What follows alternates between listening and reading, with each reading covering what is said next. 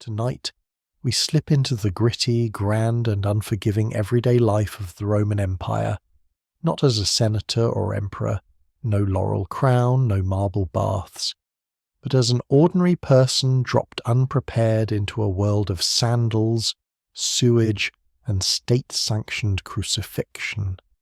If you enjoy this kind of storytelling, consider liking and subscribing. Share in the comments where you're tuning in from and what time it is. I love seeing this community around the world. Now dim the lights, maybe turn on a fan for a soft background hum, and let's ease into tonight's journey together. In the dim, smoky haze of early morning, Marcus stirred from uneasy sleep. The stone walls of his insular apartment sweated with the humidity of summer, beads of moisture collecting in the cracks and crevices. His bed, a rough sack stuffed with straw, scratched at his skin, and the blanket, heavy with the scent of damp wool and regret, offered little comfort. He blinked, trying to orient himself, as the cacophony of Roman life seeped through the paper-thin walls, the shrill cries of chickens, the wailing of a baby somewhere down the corridor, and the muffled argument of his neighbours, their voices rising and falling in a familiar rhythm. Marcus lived on the 4th floor, a fact that marked him as one of the poorest tenants in the building. The insula, a towering structure of questionable engineering, loomed over the narrow street below. Each floor was a gamble. Higher meant cheaper rent, but also greater risk. The ceilings above him creaked ominously, and he knew that a spilled jug of olive oil or a careless fire could send the whole edifice tumbling down. He had seen it happen before, watched as families clawed through rubble for the remnants of their lives. His room was no larger than a walk-in closet. There was no window, only a small hole in the wall that let in a trickle of air, the acrid smoke from a neighbour's cooking fire, and the occasional pigeon. The only furniture was a battered clay cup, a worn tunic draped over a wooden comb, and a chamber pot that sat in the corner, silently judging him. Cooking inside was forbidden. One spark could ignite the entire building, and fire codes were a luxury Rome had yet to invent. Marcus dressed quickly, pulling the tunic over his head and shivering as the cold fabric settled against his skin. He glanced at the chamber pot, grimacing. The morning ritual was always the same. He would carry it down the rickety, narrow stairs, careful not to slip on the slick stone steps. The stairwell was a gauntlet of smells: mildew, smoke, and the pungent perfume of unwashed humanity. He could hear his neighbour praying, another coughing violently, and the unmistakable sounds of marital discord, all woven together in the tapestry of insular life. Outside, the street was already alive. Vendors shouted prices for figs and fish guts, their voices competing with the distant bark of a centurion drilling his men. Marcus emptied his chamber pot into the gutter, joining the morning procession of tenants performing the same grim task. The gutter ran with the city's collective shame, a river of refuse that wound its way toward the Tiber. He paused for a moment, watching as the city woke around him. Children darted between carts, chasing stray dogs and laughing in the face of danger. Merchants haggled over bruised fruit, and beggars stretched out their hands, eyes hollow with hunger. The air was thick with dust and the faint tang of lead from the ancient plumbing. Marcus coughed, feeling the grit settle in his throat. He was not a senator, nor an emperor. There were no marble baths or golden laurel crowns in his future. He was simply Marcus, a poor soul in an overcrowded tenement, trying to survive another day in the eternal city. As he made his way back up the stairs, he steeled himself for the hours ahead: work, hunger, and the relentless press of humanity. but for now he allowed himself a moment of quiet standing in the doorway of his tiny room, watching the sunlight creep across the floor and dreaming of a life beyond the insula's crumbling walls. Marcus lingered in the stairwell, the chill of the morning clinging to his skin as he steeled himself for the next ordeal. The insula's narrow corridors were already bustling, neighbours passing with chamber pots in hand, faces drawn and eyes half closed.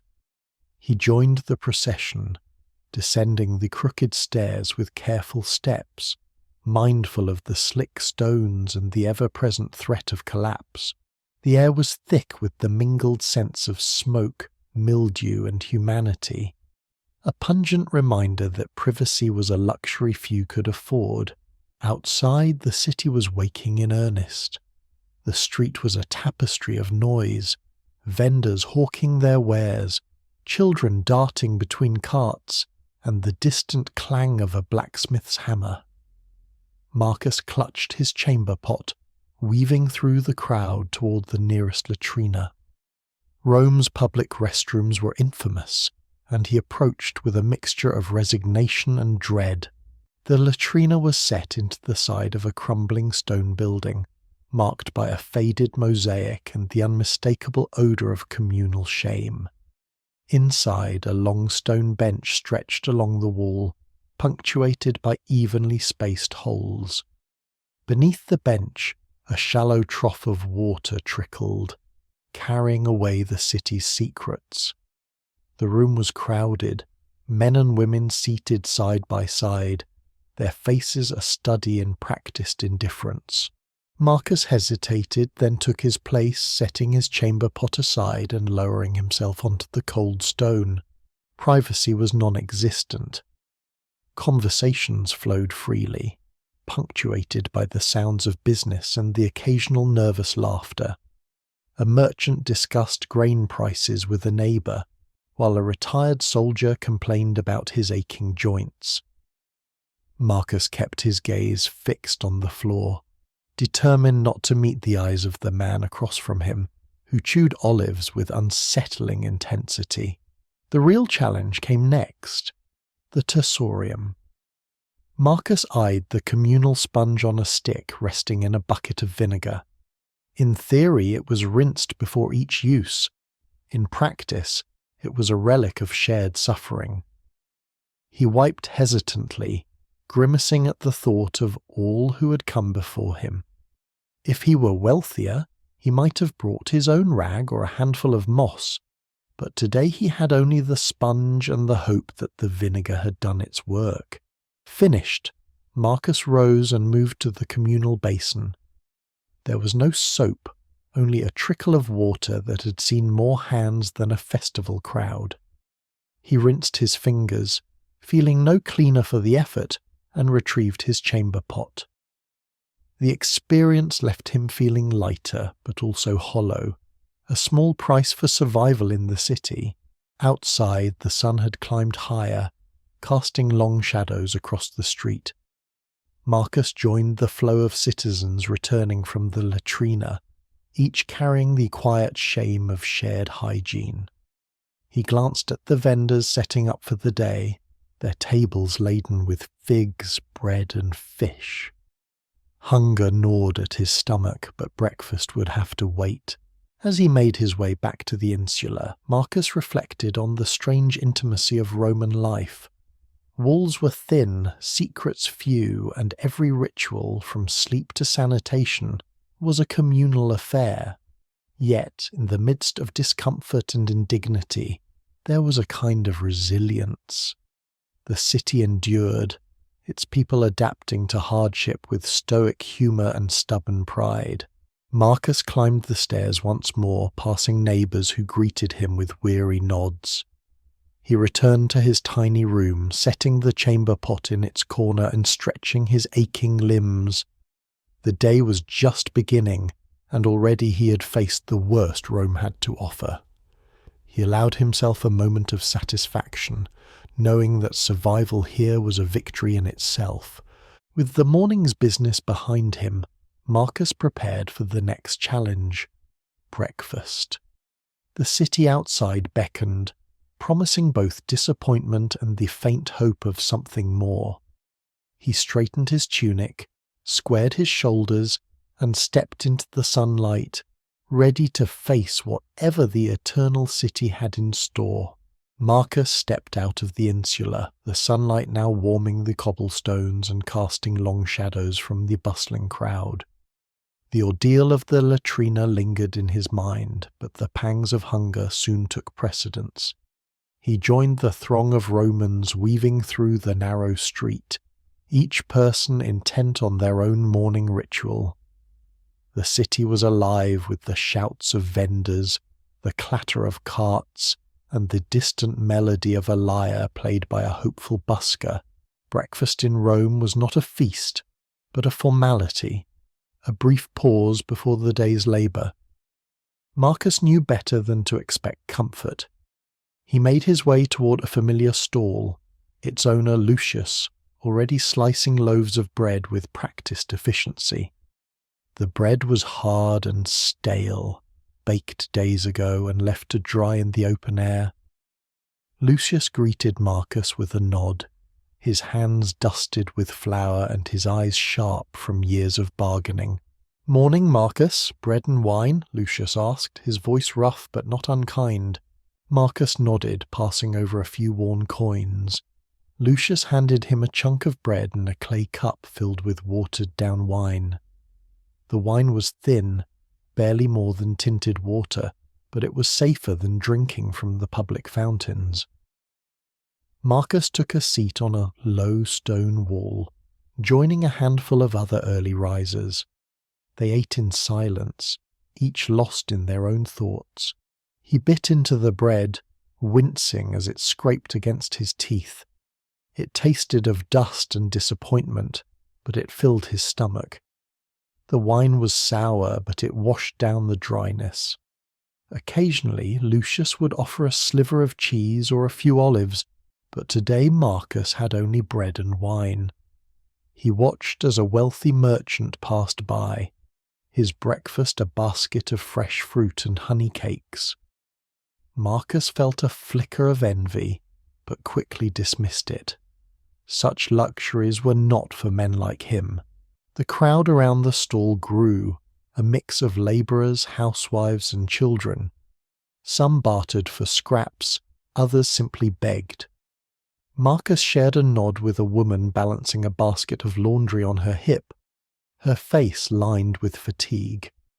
A young boy darted past, snatching a crust of bread before disappearing into the maze of alleys.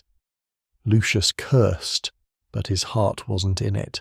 As he ate, Marcus listened to the conversation swirling around him. Men discussed the day's work, hauling stones for a new temple, cleaning the streets, tending to the city's endless needs. Women traded gossip and advice, their voices rising above the din. The city was a tapestry of lives, each thread woven with hardship and hope. Breakfast ended quickly. There was no lingering over coffee, no idle chatter. Marcus wiped his hands on his tunic and returned the clay cup to Lucius. He felt no satisfaction, only the dull ache of hunger subdued for another few hours. The day stretched before him, filled with labour and uncertainty. He rose, joining the flow of Romans heading toward their tasks. The city was relentless, its demands unceasing. Yet, in the midst of disappointment, Marcus found a measure of resolve. He was not alone. Each person around him faced the same struggles, the same meagre meals, the same fight for survival. As he walked, Marcus glanced back at the insula, its walls already baking in the sun. He thought of the comforts he lacked, the luxuries reserved for the privileged few. But he also thought of the small victories, a meal eaten, a day begun, a life endured. In Rome, that was enough. With his hunger momentarily sated, Marcus pressed on, ready to face whatever the city demanded next. The eternal city was unforgiving, but so was he. Marcus wiped the last crumbs of bread from his lips and rose from the stone wall, blending into the tide of Romans surging toward the day's labour. The city was a living organism, its heartbeat felt in the footsteps of thousands. For Marcus, work was not a choice but a necessity, a daily struggle to earn enough for food, rent, and the hope of survival. He joined a group of labourers gathering near the forum, their faces etched with fatigue and resignation. The foreman, a burly man named Gaius, barked orders with the authority of a centurion. Today's task was hauling stone blocks for a new temple, a project that promised glory for the city but little reward for its builders. Marcus accepted a worn leather harness and joined the line, muscles tensing as he prepared for the strain. The work was grueling. Each block weighed more than a grown man, and the sun climbed higher, baking the dust into their skin. Marcus felt sweat trickle down his back, mingling with the grime of the city. The labourers moved in rhythm, their efforts coordinated by shouted commands and the occasional crack of a whip. Mistakes were costly. A dropped stone could mean injury or worse, and Gaius had little patience for weakness. Nearby, women bustled about their own tasks. Some carried baskets of laundry to the river, their arms strong from years of repetition. Others swept the streets, dodging carts and animals, their brooms stirring up clouds of dust. Children too young for formal work darted between the adults, fetching water or running errands for a few coins. The city's poor had no time for idleness. Every hand was needed, every moment accounted for. Marcus's thoughts drifted as he worked. He remembered his mother, her hands raw from scrubbing clothes, her voice gentle even when the world was harsh. She had taught him to endure, to find pride in survival.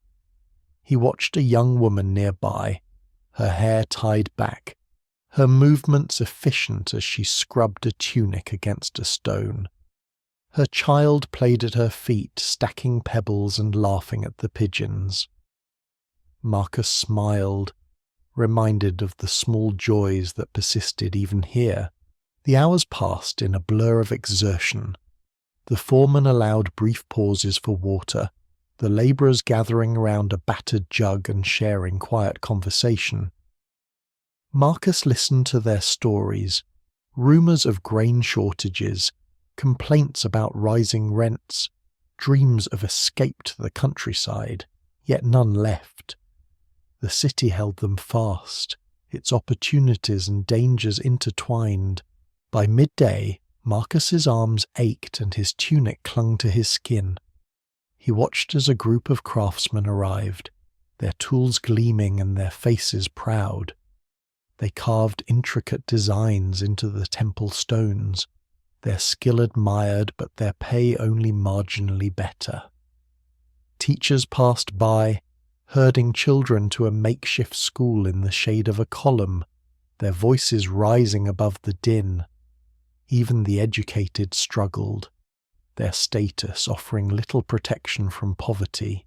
As the sun began to sink, Gaius dismissed the labourers with a grunt. Marcus stretched, feeling the weight of exhaustion settle into his bones. He collected his meagre wages, enough for a simple dinner and perhaps a scrap of cheese. The city's demands had been met for now. He walked home through the crowded streets, passing women tending fires and men repairing carts. The insula loomed ahead, its walls familiar and foreboding.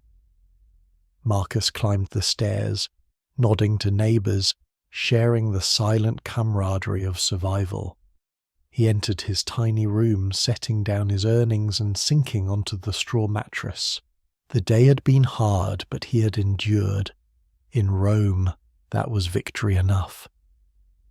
Marcus closed his eyes, grateful for rest, and dreamed of a world where work brought more than survival.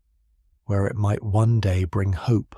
Marcus awoke the next morning with the ache of yesterday's labour still lingering in his muscles. The city was already stirring, the sounds of life seeping through the thin stone walls of his insula.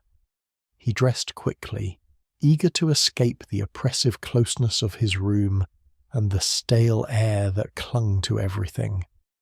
Today his work would take him across the city, and he braced himself for the chaos of Rome's streets. Stepping outside, Marcus was immediately swept into the current of humanity.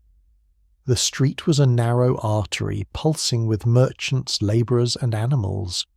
Vendors shouted their wares, figs, olives, salted fish, while children darted between carts, their laughter mingling with the curses of frustrated drivers. The cobblestones were slick with refuse, and Marcus had to watch his step to avoid slipping on the remnants of yesterday's market. The city's infrastructure was both impressive and perilous. Aqueducts loomed overhead, their arches casting long shadows across the street.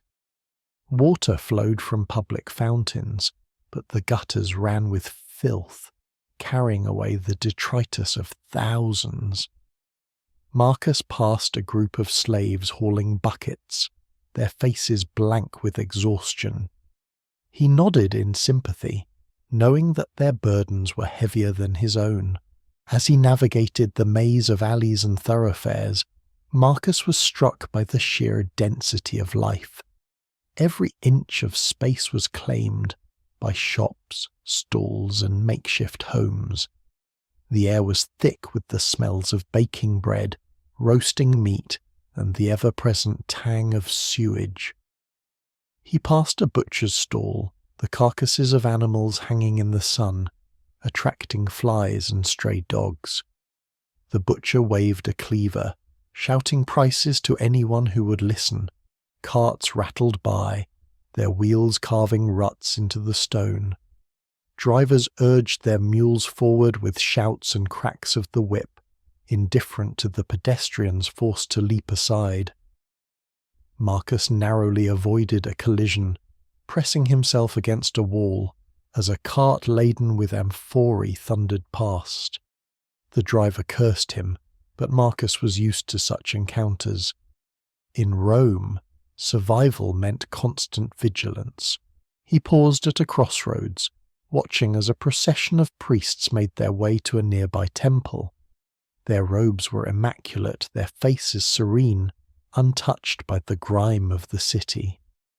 Marcus envied their composure, but knew that even they were not immune to the dangers lurking in the streets. Crime was rampant.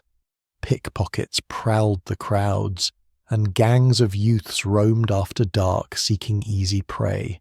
The city's noise was relentless. Centurions barked orders to their troops, merchants haggled over prices, and the cries of beggars echoed from every corner. Marcus felt the press of bodies, the heat of the sun, and the constant threat of disaster. Fires were common, and he passed the charred remains of a shop, its owner sifting through ashes for anything salvageable. Despite the hazards, there was a strange beauty to the chaos. The city was alive, its energy palpable. Marcus watched as a group of children played in a fountain, their laughter rising above the din. He saw lovers sharing a quiet moment in the shade of a column, and old men debating politics over cups of wine. By midday, Marcus reached his destination, a construction site near the edge of the city. He joined his fellow labourers, grateful for the brief respite from the streets. As he worked, he reflected on the day's journey. Rome was unforgiving, its streets a gauntlet of danger and opportunity. But for those who endured, there was a sense of belonging, a place in the endless tapestry of life. When the day ended, Marcus retraced his steps, navigating the crowded streets with practiced ease. He returned to his insula, weary but unbroken, ready to face whatever challenges tomorrow might bring. In the heart of Rome, survival was its own kind of triumph. Marcus wiped the sweat from his brow as he finished his shift at the construction site. The dust of the city clung to his skin, and his throat felt parched from hours of labour under the relentless sun. He longed for water, but in Rome, even this simple need was fraught with uncertainty. The aqueducts that arched above the city were marvels of engineering, but the water they carried was not always safe. Lead pipes, a Roman innovation, leached poison into the supply, and the fountains were shared by thousands, each leaving behind a trace of their own existence. He made his way to a nearby public fountain, joining a queue of citizens waiting their turn. The marble basin was chipped and stained, but the water flowed steadily, sparkling in the afternoon light. Marcus cupped his hands and drank, the cool liquid soothing his throat. He watched as a mother filled a jug for her family, her children splashing nearby. A group of labourers washed their faces, laughing as they flicked water at one another. The fountain was a gathering place, a rare moment of respite in the city's chaos, but Marcus knew better than to linger.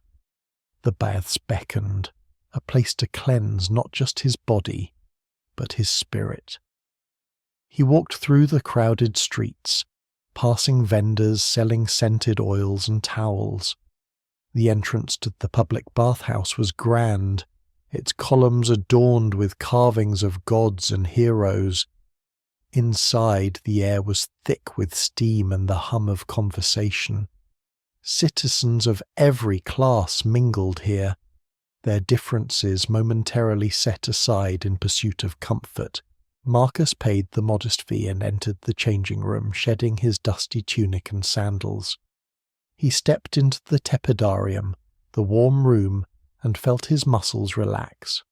The heat seeped into his bones, easing the aches of the day. He moved to the caldarium, the hot room, where steam rose from a marble pool. Here, the city's elite lounged, discussing politics and business. Marcus kept to himself, soaking in the water and letting the tension melt away. The baths were not without their dangers. Disease spread easily in the crowded pools, and the water was rarely changed. Marcus watched as attendants scrubbed the floors, their efforts barely keeping pace with the tide of humanity. He avoided the communal sponges, remembering the lessons of the latrina. Instead, he used a scrap of cloth, rinsing it in vinegar as his mother had taught him. After bathing, Marcus moved to the frigidarium, the cold room, and plunged into the icy water. The shock left him gasping, but he emerged feeling renewed. He dressed slowly, savouring the feeling of cleanliness. Outside, the sun was setting, casting long shadows across the city. He stopped at a wine shop, purchasing a cup of diluted wine. It was safer than water, the alcohol killing what the lead pipes could not. He sipped slowly, watching the city transform as evening approached. The crowds thinned, and the air grew cooler. Marcus felt a sense of peace, rare and fleeting. He returned to his insula, climbing the familiar stairs. His neighbours greeted him with tired smiles, their own rituals complete. Marcus settled onto his straw mattress, grateful for the small comforts of the day. A drink of water, a bath, a moment of quiet. In Rome, survival was a series of victories, each one hard won. As he drifted to sleep, Marcus dreamed of rivers untouched by lead, of baths filled with clear water, and of a city where comfort was not a privilege but a right. For now he would endure, finding solace in the rituals that bound him to his fellow Romans and to the eternal city itself. Marcus awoke the next morning to a dull ache in his shoulder. a familiar companion after days spent hauling stone and navigating the hazards of Roman life. He stretched, wincing as the pain flared, and wondered if it would fade or worsen as the day wore on. In Rome, injury was a constant threat, and the city offered little comfort to those who suffered. He dressed slowly, mindful of the stiffness in his joints, and descended the insula's rickety stairs. The street was already alive with activity, but Marcus moved with caution, favouring his injured arm. He considered seeking help, but Roman medicine was a gamble. The city boasted healers and physicians, but their methods were a blend of superstition, tradition, and crude science. Marcus made his way to the forum, where a small crowd had gathered around a healer's stall. The physician, an elderly Greek named Demetrios, wore a tunic stained with herbs and oils. His table was cluttered with jars of honey, bundles of dried plants, and sharp bronze instruments. Marcus hesitated, watching as Demetrios treated a young boy's fever with a mixture of willow bark and prayers to Apollo. When his turn came, Marcus explained his injury. Demetrios examined the shoulder, prodding gently and muttering in Greek. He prescribed a poultice of crushed garlic and olive oil, wrapped in linen and bound tightly. Marcus winced as the healer applied the mixture, the pungent scent filling his nostrils. Demetrios warned him to rest the arm and avoid heavy lifting, advice Marcus knew he could not afford to follow. For more serious ailments, the options were grim. Marcus had seen men undergo surgery in the open air, their wounds stitched with horsehair and cauterized with hot iron. There was no anesthesia, only strong wine and the hope of unconsciousness. Bloodletting was common, believed to balance the humours, but often leaving patients weaker than before. Superstition mingled with science. Charms and prayers were as likely to be prescribed as herbs and salves. Marcus paid Demetrios with a few coins and a promise of future work. He left the stall, his shoulder throbbing but wrapped securely. He passed a temple where priests offered blessings for the sick, their rituals elaborate and mysterious.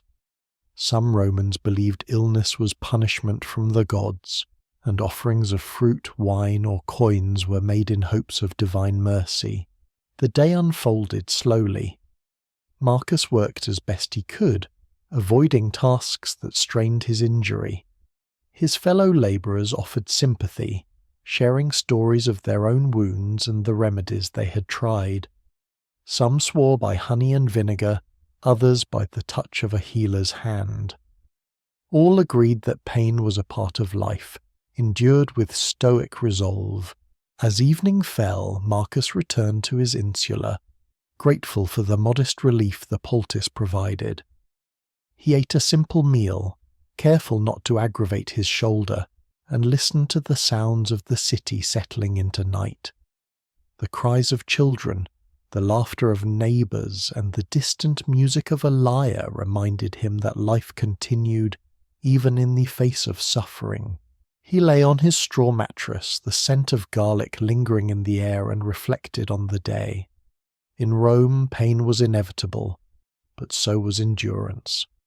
Marcus closed his eyes, determined to heal, to work, and to survive. The city demanded much, but he would not yield.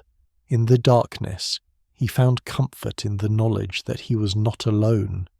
Every Roman bore their own scars, and together they endured. Marcus awoke the next morning with his shoulder still aching, but the pain had dulled to a manageable throb. He dressed carefully, grateful for the modest relief Demetrios' poultice had provided. The city was already stirring, and the familiar sounds of neighbours, vendors, and distant animals drifted through the thin walls of his insula. Hunger gnawed at his belly, a constant companion in the life of a Roman labourer. He descended the stairs, passing neighbours who greeted him with tired nods.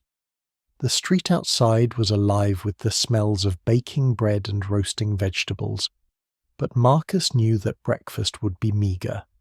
He joined a small crowd at a vendor's stall, where the day's offerings were laid out: coarse loaves of bread, a handful of wilted greens, and a few rounds of cheese. Meat was a rare luxury, reserved for the wealthy or for festival days. Marcus handed over his coins and received a chunk of bread and a small bowl of pulse, a thick porridge made from boiled grains and beans. He found a quiet spot on a low wall and ate slowly, savouring each bite. The pulse was bland but filling, and the bread was hard but familiar. Occasionally he managed to trade for a few olives or a sliver of cheese, but today he had only the basics. He watched as a wealthy merchant passed by, his breakfast a basket of fresh fruit and honey cakes. Marcus felt a flicker of envy, but quickly dismissed it. Such luxuries were not for men like him. As he ate, Marcus listened to the conversations around him. Women discussed the rising price of grain, men complained about the quality of the bread, and children begged for scraps. The city's poor made do with what they had, stretching meals as far as possible.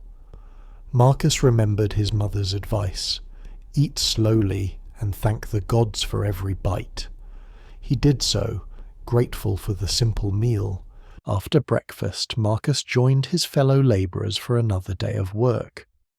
The city's demands were unceasing, and every able body was needed. He hauled stones, swept streets, and carried water, careful not to strain his healing shoulder. The hours passed in a blur of exertion, punctuated by brief pauses for water and conversation.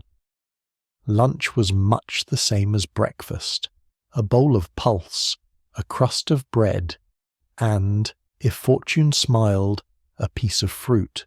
As the sun began to set, Marcus returned to the insula, his body weary but his spirit unbroken. Dinner was a communal affair, shared with neighbours in the cramped hallway. Each contributed what they could: a handful of beans, a wedge of cheese, a few dried figs. The meal was simple but nourishing, and the company made it sweeter. Marcus listened to stories of the day, laughter mingling with the clatter of clay cups and wooden spoons. He thought of the foods he had never tasted: pizza, pasta, and the rich dishes described by travellers from distant lands. In Rome, such things were unknown. The staples were grains, beans, vegetables, and the occasional treat. Marcus dreamed of feasts, but found contentment in the reality of his life: a full belly, a safe place to sleep, and the camaraderie of his fellow Romans. As night fell, Marcus settled onto his straw mattress, the sounds of the city fading into quiet. He reflected on the day's meals, grateful for the sustenance they provided. In Rome, survival was a daily challenge, but Marcus faced it with resilience and hope. He closed his eyes, ready to dream of better days, and drifted into sleep, comforted by the simple pleasures of food and fellowship. After the evening meal, Marcus lingered with his neighbours in the dimly lit hallway of the insula. The day's labour had left everyone weary, but the promise of entertainment drew them out into the city's night. Rome, for all its hardships, offered moments of escape, spectacles that could make even the poorest citizen forget hunger and pain, if only for a while. Tonight, word had spread of games at the Colosseum.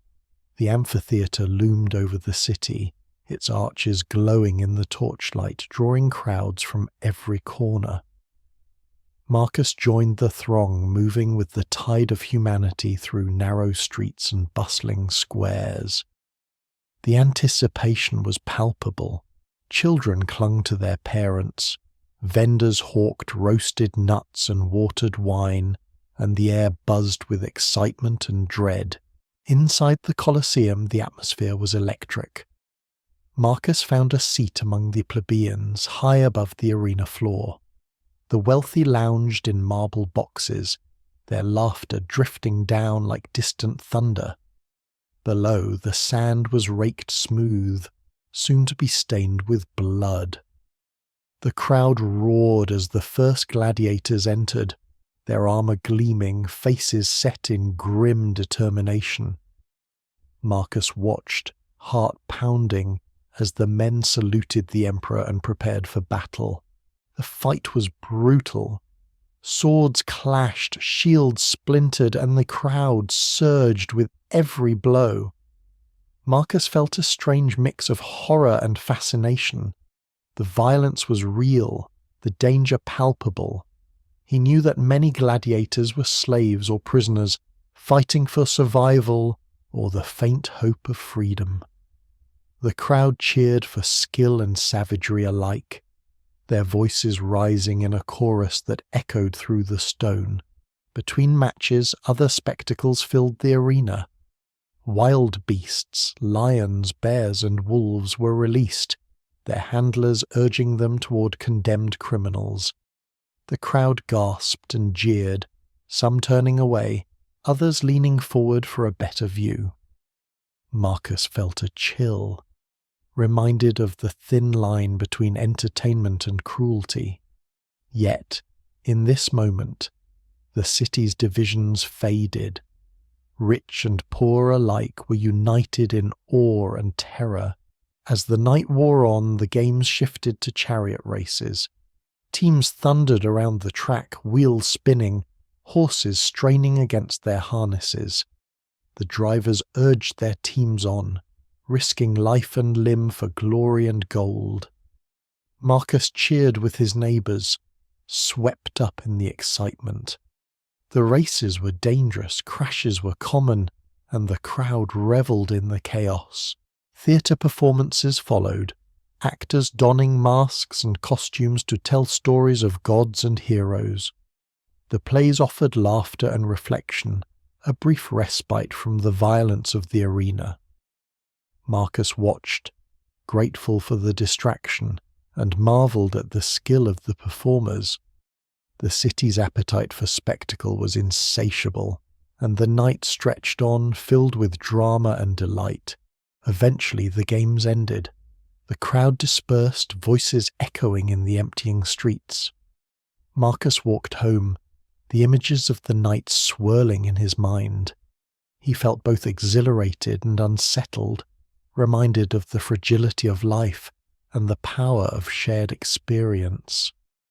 In Rome, entertainment was a double-edged sword, offering escape but never letting one forget the harsh realities beneath the surface. Back in his insula, Marcus settled onto his mattress, the sounds of the city fading into quiet. He reflected on the night's events, grateful for the moments of joy and camaraderie. Tomorrow would bring new challenges, but tonight he had been part of something larger, a citizen of Rome, united in spectacle and survival. Marcus awoke the next morning, his mind still haunted by the sights and sounds of the Colosseum. The thrill of the games had faded, replaced by a familiar sense of unease.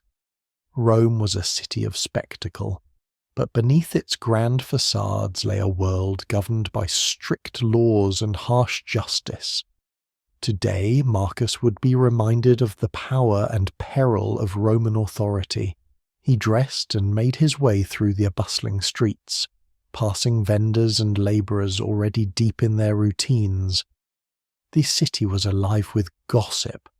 A neighbour had been accused of theft, and the case was to be heard in the forum. Marcus joined a crowd heading in that direction, curiosity and concern mingling in his chest. Justice in Rome was public, theatrical, and often unpredictable. The forum was a hive of activity. Magistrates in flowing togas presided from raised platforms, their faces stern and impassive. The accused, a young man named Publius, stood before them, flanked by guards. His family huddled nearby, their faces pale with worry. Marcus recognized Publius, a quiet boy who had often helped his mother with errands. The charge was serious, stealing a purse from a wealthy merchant. The trial began with a flurry of voices. The merchant, resplendent in fine robes, recounted his loss with dramatic flair, gesturing wildly and demanding swift punishment. Publius protested his innocence, his voice trembling. Witnesses were called, some eager to speak, others reluctant. The magistrates listened, their expressions unreadable, occasionally conferring in low tones. Marcus watched as the proceedings unfolded. Roman justice was a spectacle in itself, designed to reinforce the power of the state. Citizens had certain rights. Publius was allowed to speak, to call witnesses, and to appeal for mercy. But the system favoured the wealthy and well-connected. The merchant's words carried weight, and the crowd murmured in agreement. The magistrates deliberated, their decisions swift and final. Publius was found guilty. The punishment was harsh, a public flogging followed by forced labour on a city project. His family wept, and Marcus felt a surge of anger and helplessness.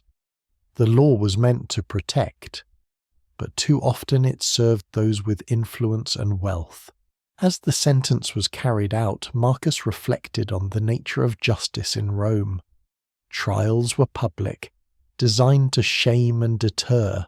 Punishments ranged from fines and exile to execution and crucifixion, depending on one's status. Slaves and foreigners faced even harsher penalties, their lives considered expendable. Corruption was rampant. Bribes and favours could sway decisions, and the powerful rarely faced true consequences. After the trial, Marcus returned to his work, the image of Publius's suffering lingering in his mind. He spoke with neighbours, sharing quiet words of sympathy and frustration. Many had their own stories, unfair accusations, lost appeals, punishments that seemed more cruel than just. Yet for all its flaws, the system was a part of life, shaping the city's rhythms and relationships. That evening Marcus sat with his neighbours, discussing the day's events over a simple meal. They debated the merits of Roman law, the dangers of unchecked power, and the hope for a more just society. In the flickering lamplight, Marcus found solace in their shared resolve. Rome was a city of contradictions, glory and brutality, order and chaos. But its people endured, seeking fairness in a world that rarely offered it. As night fell, Marcus lay on his mattress, determined to remember Publius's story. In Rome, justice was a force to be reckoned with, sometimes a shield, often a sword. Marcus closed his eyes, resolved to face whatever the city demanded, and to hold on to hope for a better tomorrow. The next morning Marcus awoke to the distant sound of temple bells echoing through the city. Rome was a place where the sacred and the mundane intertwined, and today the rhythms of religion would shape his path.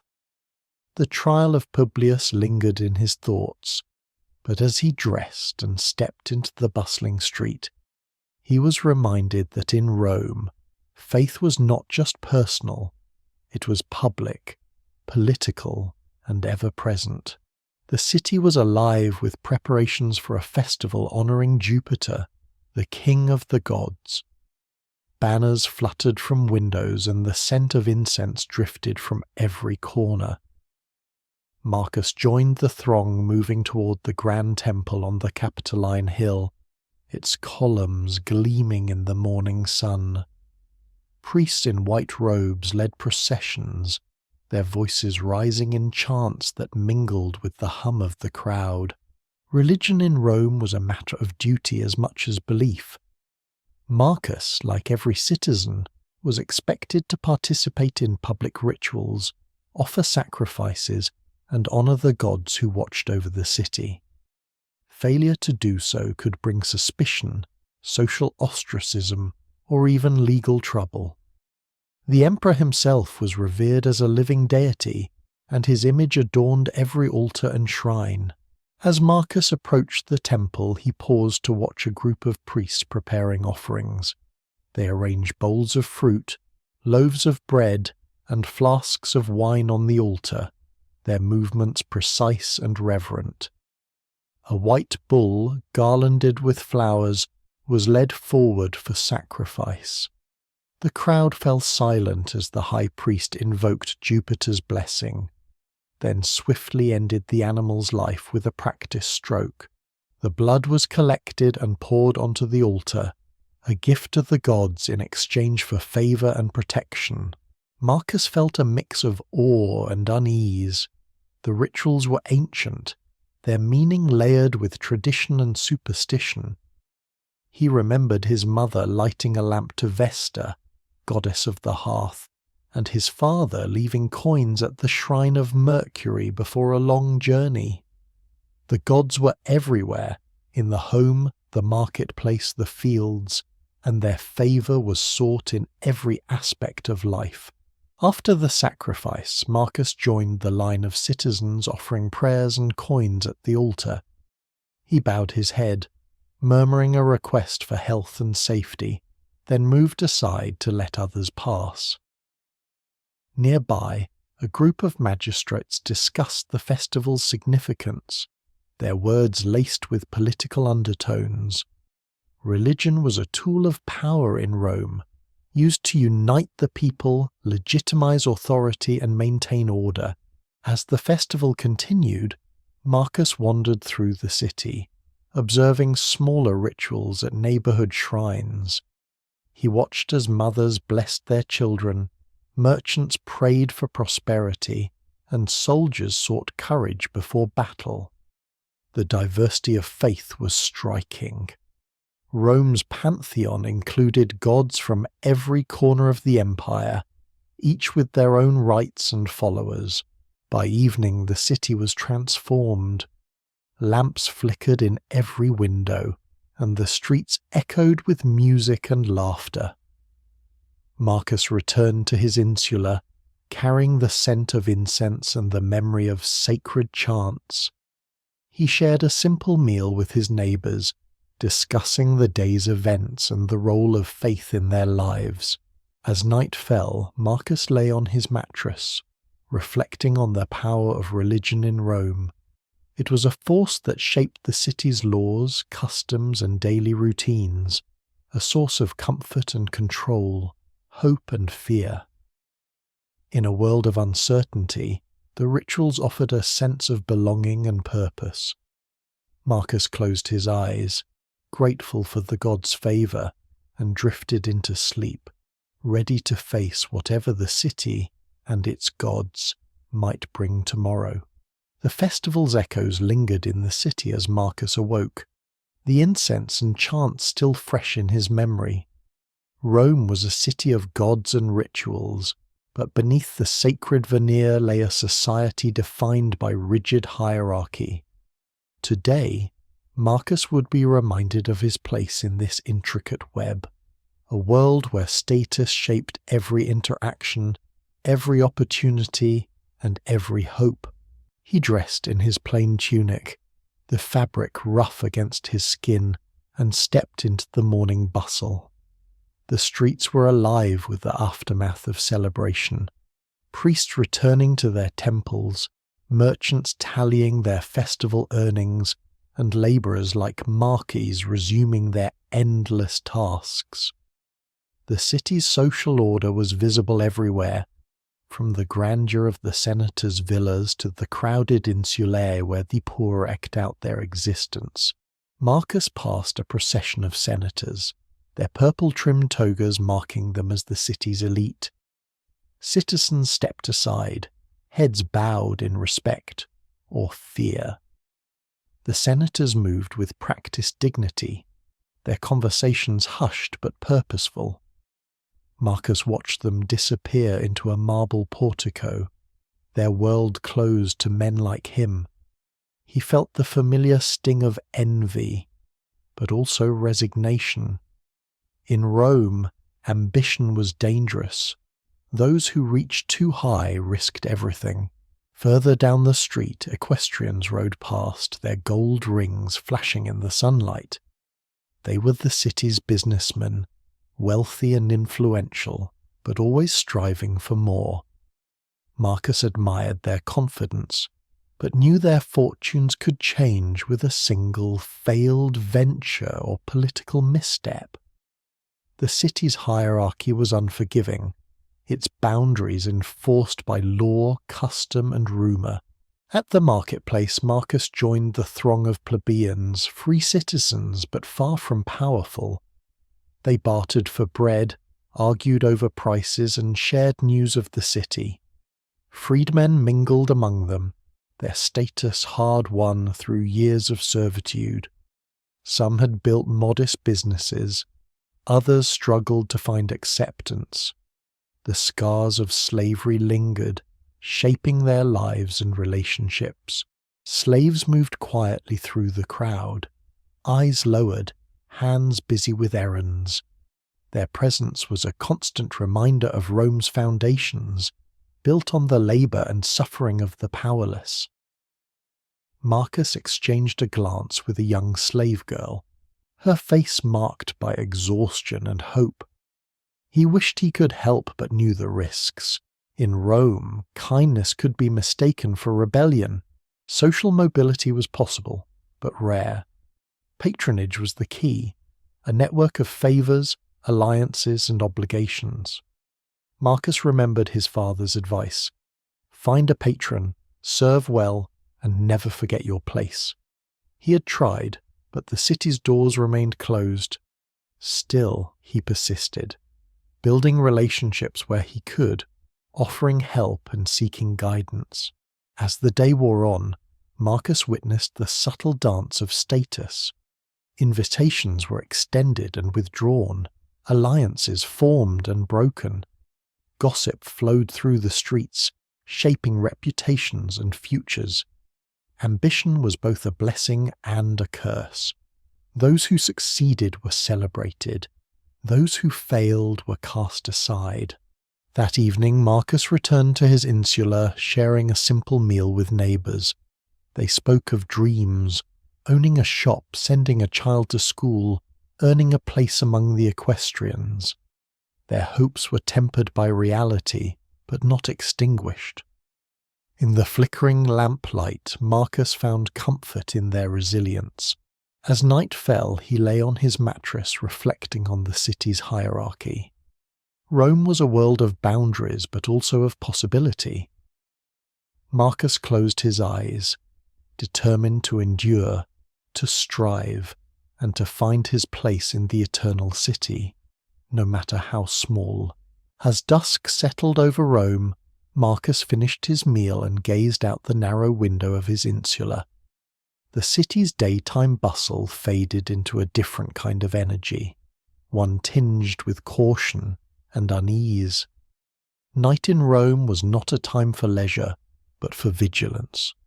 The rigid social order that governed the day dissolved into shadows, and the city's dangers crept from every corner. He stepped into the hallway, exchanging quiet words with the neighbours as they secured their doors and windows. Oil lamps flickered, casting wavering light on the cracked stone walls.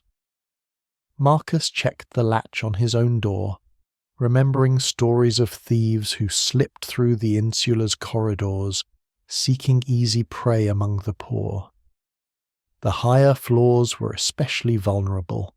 The wealthy had guards and sturdy gates, but here, safety was a matter of luck and community.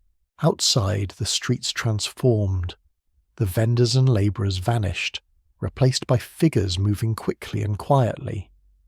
Marcus ventured out, his senses sharpened by necessity. He kept to the main roads, avoiding alleys where gangs of youths prowled, emboldened by darkness. Fires were a constant threat. One careless spark could ignite the insula, trapping families in a deadly inferno. Marcus passed the charred remains of a neighbouring building, its blackened stones a grim reminder of last month's disaster.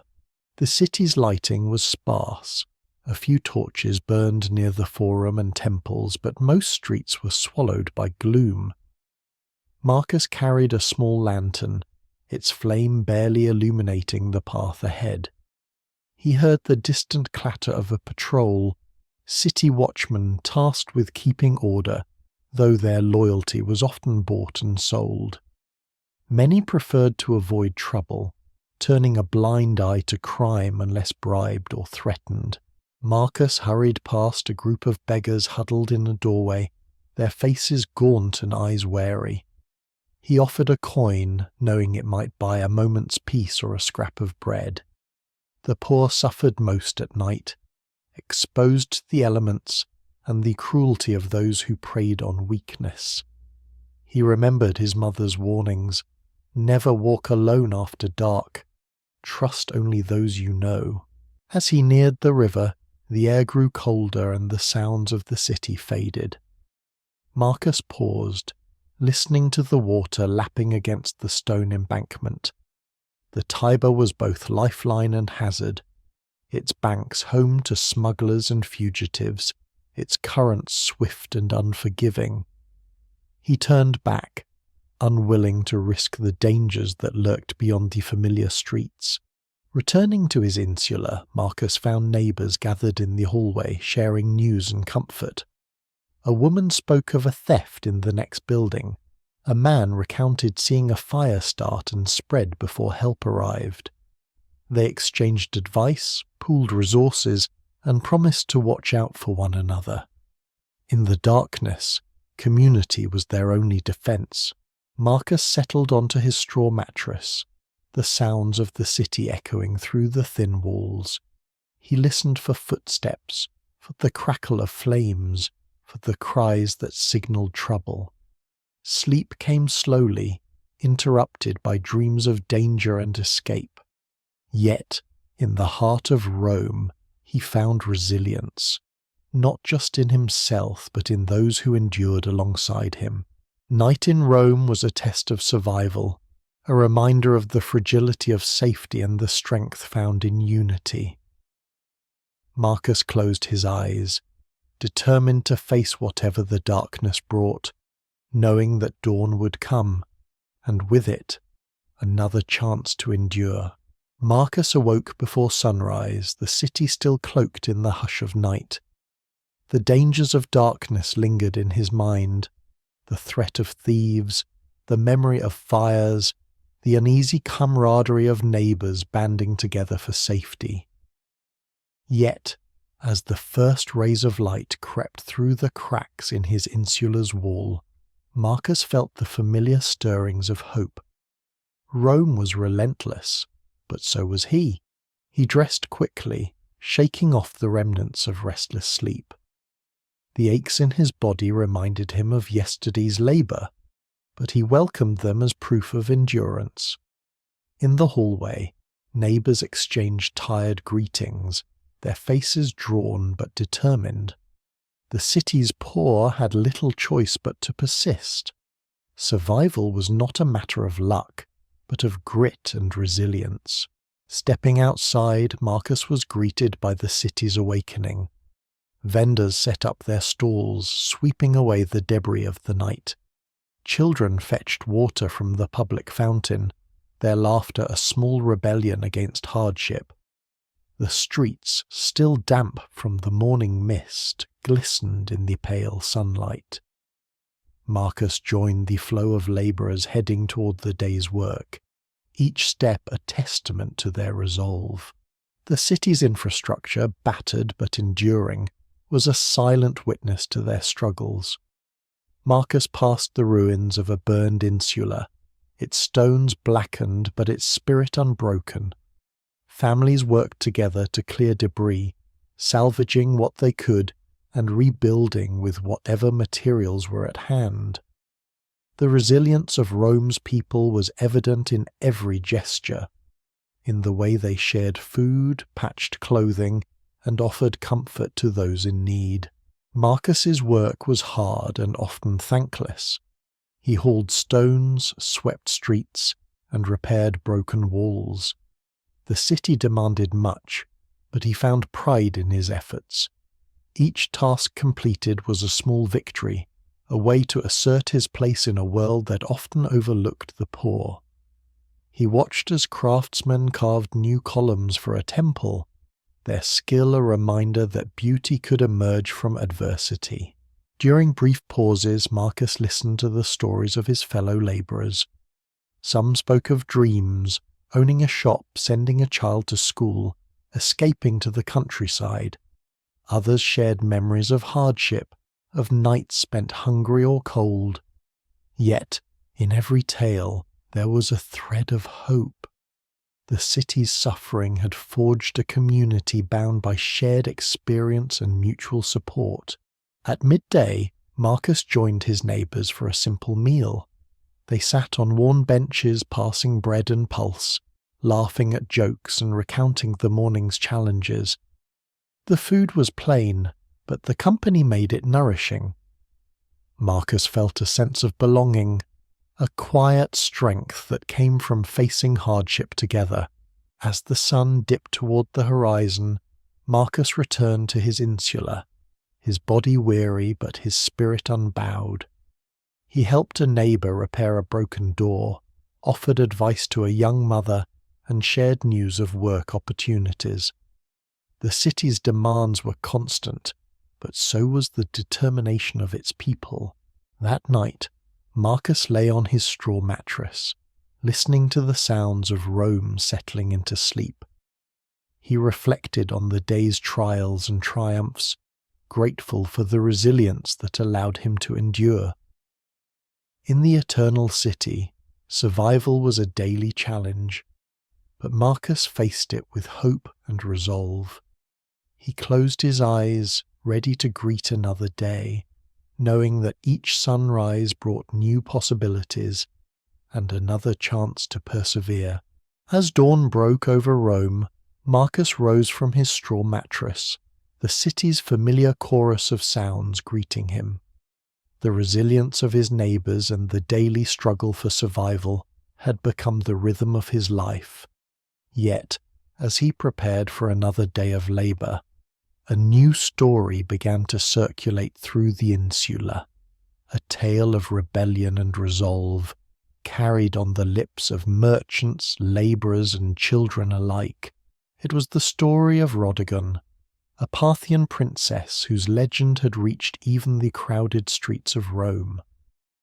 Marcus first heard it from an old woman at the fountain, her voice low and urgent as she recounted Rhodogon's vow, to lead her people against aristocratic insurgents and not wash her hair until victory was won. The tale spread quickly, weaving through the city's tapestry of hardship and hope, inspiring those who listened. Rhodogon's campaign became the talk of the marketplace. Marcus listened as vendors debated her tactics, admiring her courage and determination. She was no distant queen, but a leader who fought alongside her soldiers, her wild, unwashed hair a symbol of her commitment. The story resonated with Marcus, who saw in Rhodogon's struggle a reflection of his own daily battles, endurance in the face of adversity, pride in survival, and the power of unity. As the day wore on, Marcus found himself thinking of Rhodogon's vow. He imagined her standing before her troops, her hair tangled and fierce, her eyes burning with resolve. The princess's refusal to wash her hair became a rallying cry, a visible sign of resistance and solidarity. Marcus shared the story with his fellow labourers, their faces lighting up with admiration and hope. In a city where ambition was often punished and the poor were overlooked, Rhodogon's legend offered a sense of possibility. The tale grew with each retelling. Marcus heard of Rhodogon's victories, her clever tactics, her ability to inspire loyalty, and her relentless pursuit of justice. She led sieges, negotiated alliances, and rewarded those who stood by her side. Her hair, once a symbol of her vow, became a badge of honor, celebrated in songs and stories. Marcus imagined the moment of triumph, when Rhodogon would finally wash her hair in a public ritual, her people cheering as she fulfilled her promise.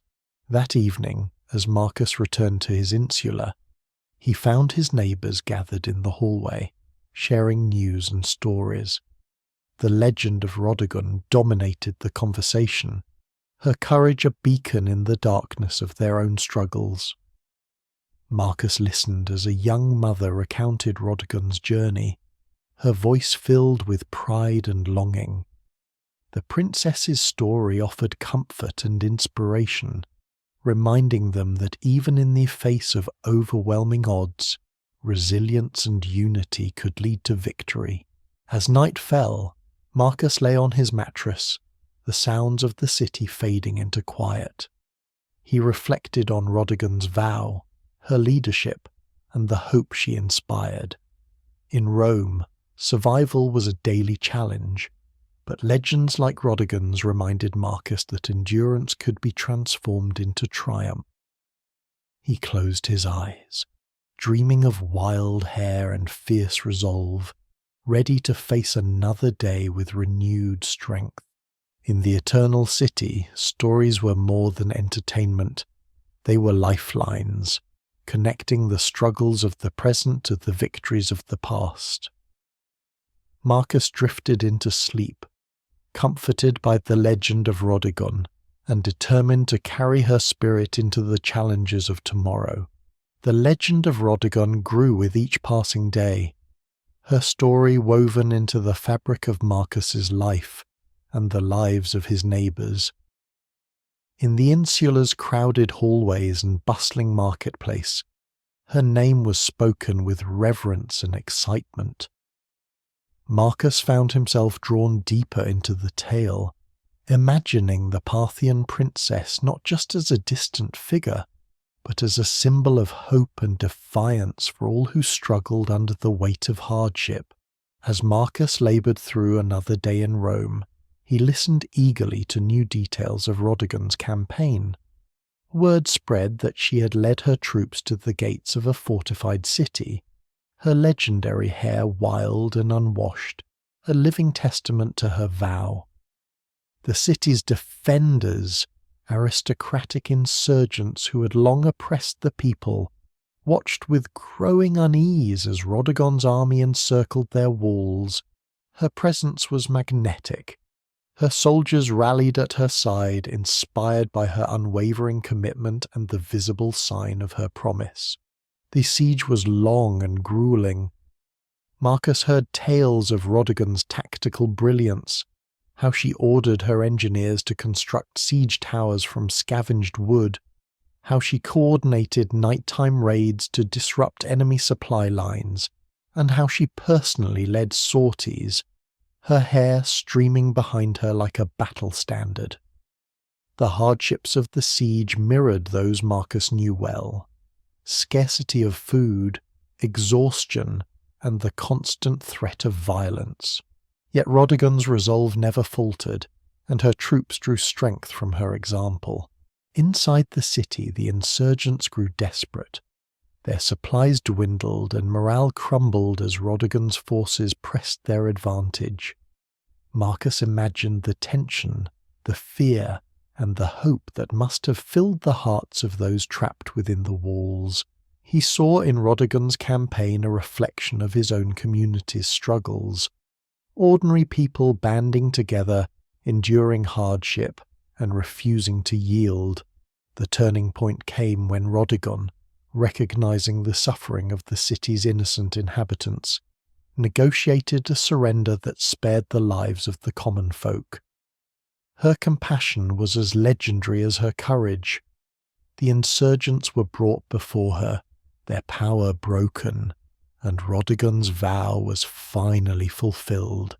In a public ceremony, She washed her hair in the city's central square, the ritual witnessed by thousands. The act was more than personal relief. It was a symbol of victory, resilience, and the restoration of dignity. Marcus listened to the story with awe, picturing the celebration that followed. Rodigon toured the reclaimed city, rewarding loyal followers and comforting those who had suffered. Her hair, once a symbol of her vow, was now a mark of triumph, and her legend grew even greater. Songs were sung, stories told, and her name became a rallying cry for justice and unity. That night, as Marcus returned to his insula, he felt the power of Rodigon's story settle within him. Her campaign was not just a tale of war, but a lesson in leadership, compassion, and the strength found in shared purpose. Marcus shared the story with his neighbours, their faces alight with hope and pride. In the flickering lamplight they spoke of their own dreams, of overcoming hardship, of finding justice, and of building a better future. As Marcus lay on his mattress, the sounds of celebration echoing in his mind, he reflected on the enduring power of legends. Rodigon's victory was a beacon in the darkness, a reminder that even the smallest acts of resilience could inspire greatness. He closed his eyes, determined to carry her spirit into the challenges of tomorrow, and drifted into sleep, comforted by the promise of triumph and unity. Rodigon's victory became the heartbeat of Marcus's insula. The story of her vow and the triumphant washing of her hair echoed through the city, inspiring hope in places where hope was often scarce. Marcus, who had followed the tale with growing admiration, now found himself living in a Rome transformed by legend. The princess's campaign was no longer just a distant event. It was a living example of resilience, unity, and the power of keeping one's word. In the days following Rodigon's triumph, Marcus noticed a change in his neighbours. The usual fatigue and resignation that marked their faces was replaced by a quiet pride. Children played in the hallways, pretending to be Rodigon's soldiers, their laughter ringing through the insula. Women spoke of her courage as they washed clothes at the fountain, and men debated her tactics over simple meals. The legend had become a thread that bound the community together, weaving strength into their daily struggles. Rodigon's public hair-washing ritual was recounted in vivid detail. Marcus imagined the scene.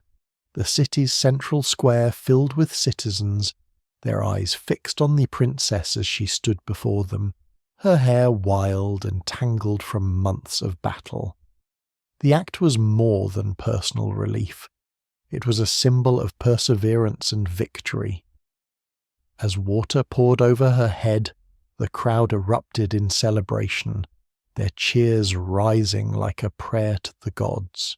Rodigon's vow had been fulfilled, and with it a new era of hope began.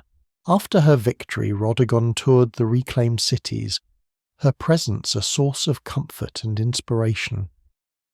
Marcus listened to stories of her generosity, how she rewarded loyal followers with gifts and honours, how she visited the wounded and the grieving, offering words of encouragement and solace. Her leadership was marked not just by strength, but by compassion. She understood the pain of her people and worked tirelessly to heal the wounds of war. Rodigon's legend grew with each retelling. Marcus heard tales of her wisdom in counsel, her fairness in judgment, and her humility in victory. She refused to be treated as a distant queen, choosing instead to walk among her people, listening to their stories and sharing in their joys and sorrows. Her hair, once a symbol of her vow, became a mark of her humanity, a reminder that true greatness was found in service and sacrifice. The princess's popularity challenged the old order, Aristocrats grumbled about her influence, but the common people embraced her as one of their own. Marcus saw how her story inspired others to act with courage and kindness. Neighbours helped each other more readily, disputes were settled with fairness, and the insula felt less like a place of survival and more like a community. As night fell, Marcus sat with his neighbours, sharing stories and dreams. The legend of Rodigon was a constant presence, guiding their hopes and shaping their ambitions. Marcus reflected on the power of promises kept, of leadership rooted in empathy, and of the strength found in unity. Rodigon's journey had become their own, a testament to what could be achieved when people stood together. Lying on his straw mattress, Marcus felt a sense of peace. The city outside was still harsh and unforgiving, but within the walls of the insula a new spirit had taken root. Rodigon's legacy was more than a tale. It was a living force, inspiring resilience and hope in the heart of Rome. Marcus closed his eyes, ready to face another day, comforted by the knowledge that even in the darkest times legends could light the way.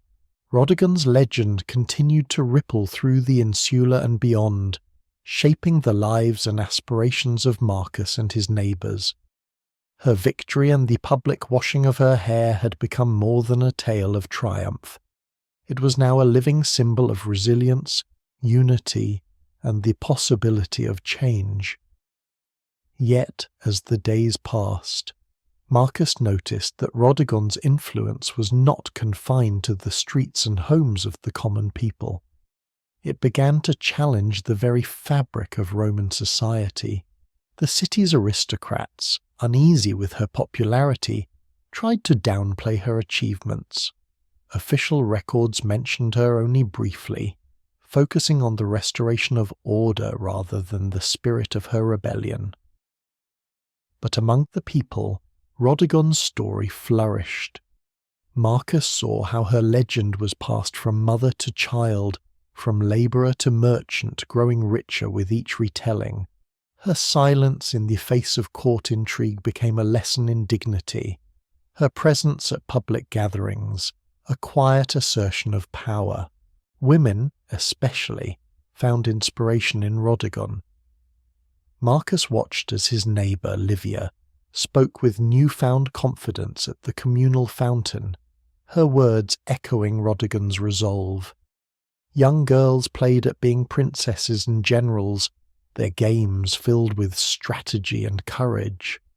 Even the men who had once dismissed tales of female leaders now debated Rodigon's tactics and admired her ability to command respect without force. Rodigon's legacy also changed the way people viewed leadership. Marcus noticed that those who sought to guide the community did so with greater humility and empathy.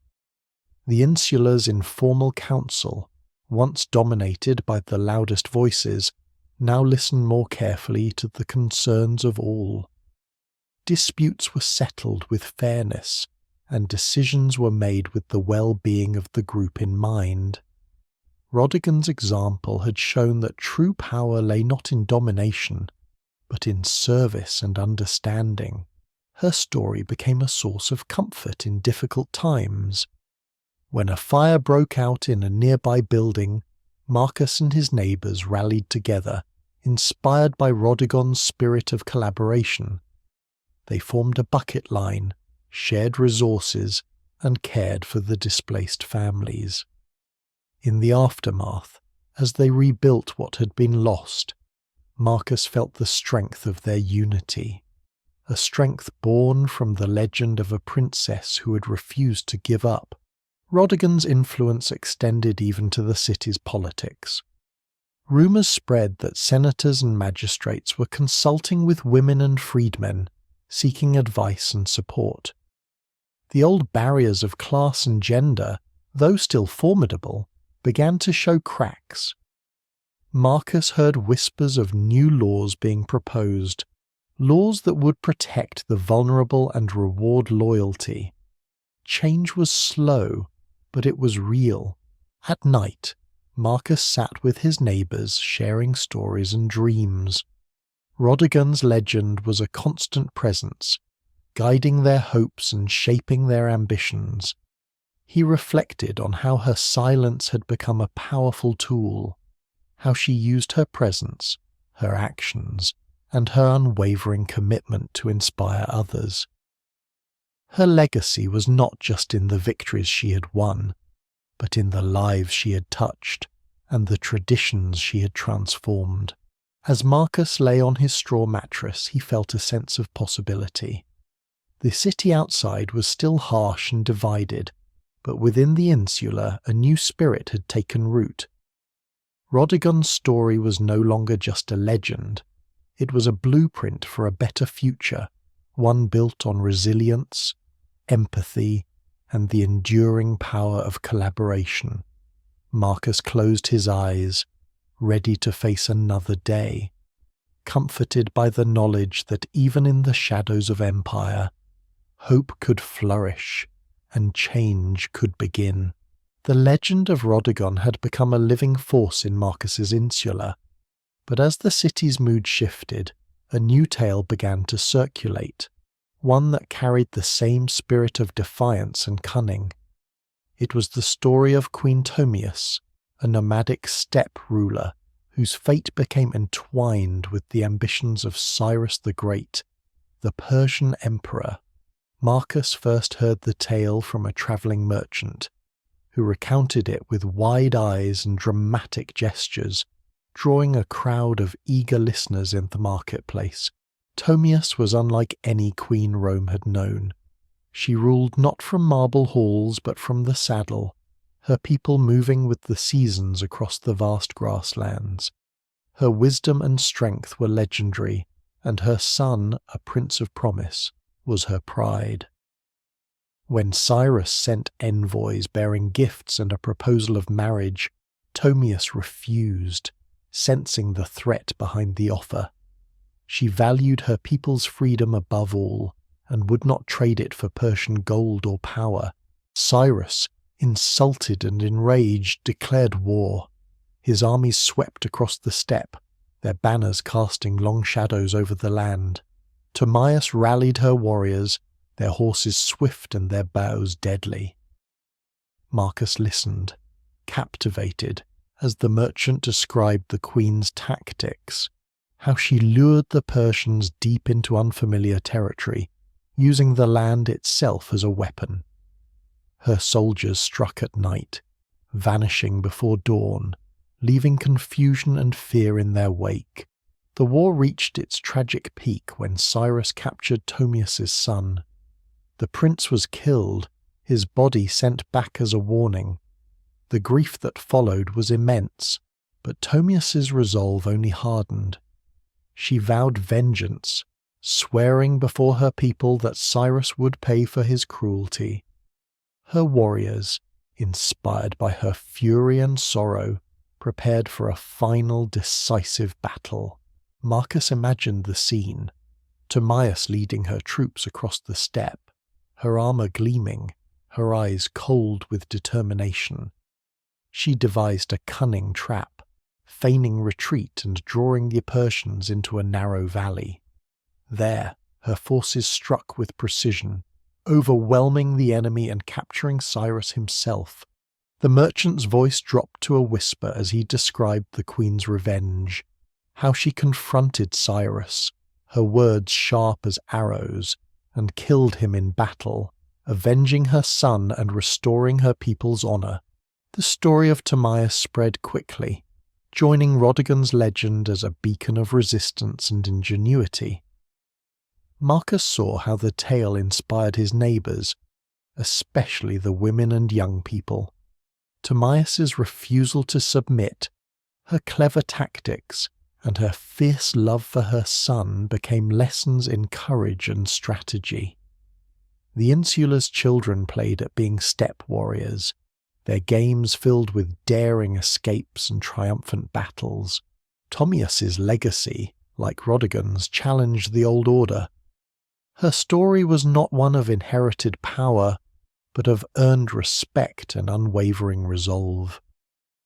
Marcus noticed that his neighbours spoke more openly about their own struggles, drawing strength from the Queen's example.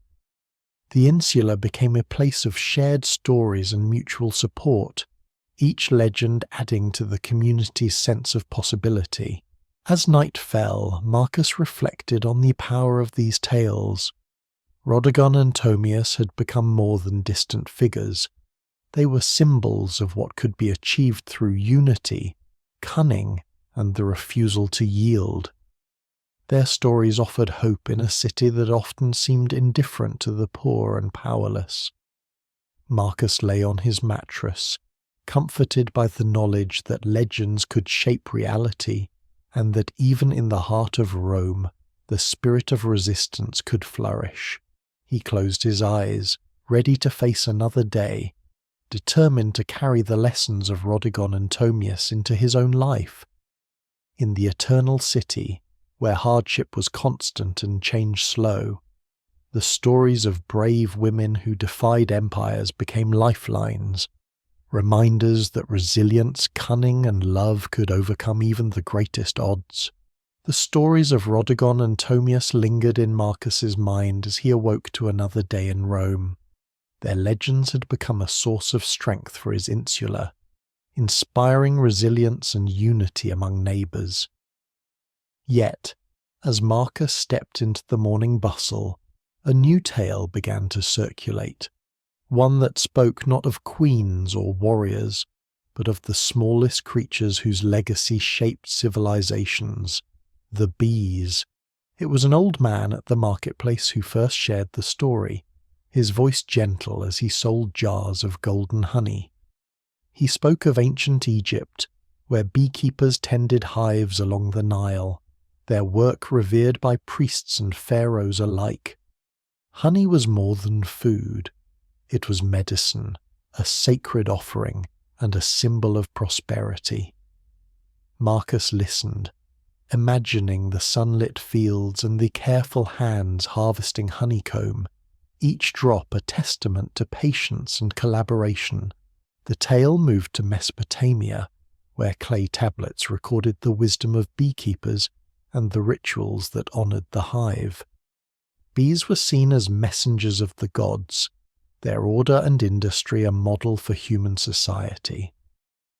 Marcus marvelled at the idea that such tiny creatures could inspire laws and customs, their buzzing a reminder of the harmony possible in even their most chaotic world. In Anatolia and Greece, the story continued. Marcus learned of the goddess Artemis, protector of bees and wild places, and of the priests who tended sacred hives in her honour. Honey was used in rituals, mixed with wine and herbs to heal the sick and bless the newborn. The Greeks studied the hive, drawing lessons in democracy and cooperation, their philosophers likening the city to a colony where each citizen played a vital role. Rome, too, had its beekeepers. Marcus recalled seeing hives on the outskirts of the city, tended by farmers who understood the delicate balance between nature and civilization. Honey sweetened the bread of rich and poor alike, and beeswax was prized for lamps and offerings. The Romans admired the bees' discipline, their loyalty to the queen, and their tireless work. Marcus saw in their example a reflection of his own community, each neighbour contributing, each act of kindness strengthening the whole. The old man's story ended with a warning. Bees, he said, were threatened by neglect and greed. Their decline would mean famine, sickness, and the loss of wisdom passed down through generations. Marcus felt a pang of concern, realizing how much depended on these humble creatures. He resolved to learn more, to protect the hives near his insula, and to share the story with others. That evening Marcus gathered his neighbours and recounted the tale of the bees. They listened with interest, some recalling their own childhoods in the countryside, others marvelling at the connection between ancient civilizations and their daily lives. The story sparked new conversations about nature, community, and the importance of caring for even the smallest members of society. As night fell, Marcus reflected on the lessons of the day. The legends of Rodigon and Tomius had taught him about courage and cunning, but the story of the bees offered something different, a vision of collaboration, respect for nature, and the enduring power of working together. In the heart of Rome, where survival was a daily challenge, Marcus found hope in the legacy of beekeeping and the promise it held for the future. He lay on his straw mattress, comforted by the hum of possibility. The city outside was vast and unpredictable, but within the insula a new spirit had taken root, one shaped by stories, strengthened by unity, and sustained by the wisdom of the hive. Marcus closed his eyes, ready to greet another day, determined to carry the lessons of the bees into his own life and to help his community flourish, one small act at a time.